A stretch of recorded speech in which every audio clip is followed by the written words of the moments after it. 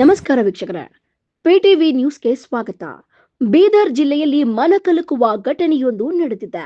ಬೀದಿ ನಾಯಿಯ ದಾಳಿಗೆ ಹಸುಗೂಸು ಬಲಿಯಾದ ದುರ್ಘಟನೆ ಹುಮ್ನಾಬಾದ್ ತಾಲೂಕಿನ ದುಬಲಗುಂಡಿ ಗ್ರಾಮದಲ್ಲಿ ಬೆಳಕಿಗೆ ಬಂದಿದೆ. ಮನೆಯೊಳಗೆ ಮಲಗಿಸಿದ್ದ ಕಂದಮ್ಮನ ಮೇಲೆ ಏಕಾಏಕಿ ನಾಯಿ ದಾಳಿ ನಡೆಸಿದ್ದು, ಚಿಕಿತ್ಸೆ ಫಲಕಾರಿಯಾಗದೆ ಮಗು ಸಾವನ್ನಪ್ಪಿದೆ. ಹೌದು, ಬೀದರ್ ಜಿಲ್ಲೆಯ ಹುಮ್ನಾಬಾದ್ ತಾಲೂಕಿನ ದುಬ್ಬಲಗುಂಡಿ ಗ್ರಾಮದಲ್ಲಿ ಈ ಹೃದಯ ವಿದ್ರಾವಕ ಘಟನೆ ಸಂಭವಿಸಿದೆ.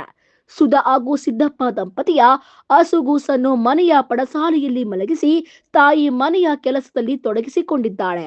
ಈ ವೇಳೆ ಏಕಾಏಕಿ ಮನೆಗೆ ನುಗ್ಗಿದ ಬೀದಿ ನಾಯಿ ಮಲಗಿದ್ದ ಮಗುವಿನ ಮೇಲೆ ದಾಳಿ ನಡೆಸಿದೆ. ನಾಯಿಯ ದಾಳಿಯಿಂದ ಗಂಭೀರವಾಗಿ ಗಾಯಗೊಂಡಿದ್ದ ಹುಮ್ನಾಬಾದ್ ಪುರಸಭೆ ಅಧಿಕಾರಿಗಳ ನಿರ್ಲಕ್ಷ್ಯವೇ ಈ ದುರಂತಕ್ಕೆ ಕಾರಣ ಎಂದು ಪಾಲಕರು ಹಾಗೂ ಗ್ರಾಮಸ್ಥರು ಆರೋಪಿಸಿದ್ದಾರೆ. ಬೀದಿ ನಾಯಿಗಳ ಹಾವಳಿಯನ್ನು ನಿಯಂತ್ರಿಸಲು ತಕ್ಷಣ ಕ್ರಮ ಕೈಗೊಳ್ಳುವಂತೆ ಗ್ರಾಮಸ್ಥರು ಒತ್ತಾಯಿಸಿದ್ದಾರೆ. ವರದಿಗಾರರು ಪಿಟಿವಿ ನ್ಯೂಸ್ ಕನ್ನಡ, ಬೀದರ್. ಹಾಲು ಕುಡಿಸಿ ಮಗುಸಿ ನಾ ಸಂಡಸ್ಗೆ ಹೋಗಿದೆ. 3 ಮಕ್ಕಳಿಗೆ ತಗೊಂಡು ಹೋಗಿನಿ. ನಮ್ಮ ಮನೆಯವ್ರ ಮನೆಗೆ ಇದ್ದಿರು.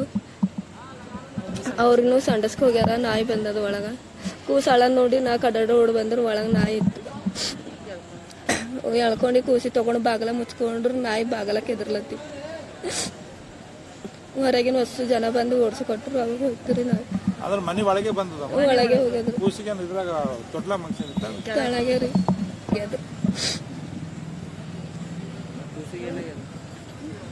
ಕೂಸಿ ತೀರ್ ಹೋಗ್ಯದ್ರು. ದವಾಖಾನೆ ಇಲ್ಲಿ ತಂದ ಮೇಲೆ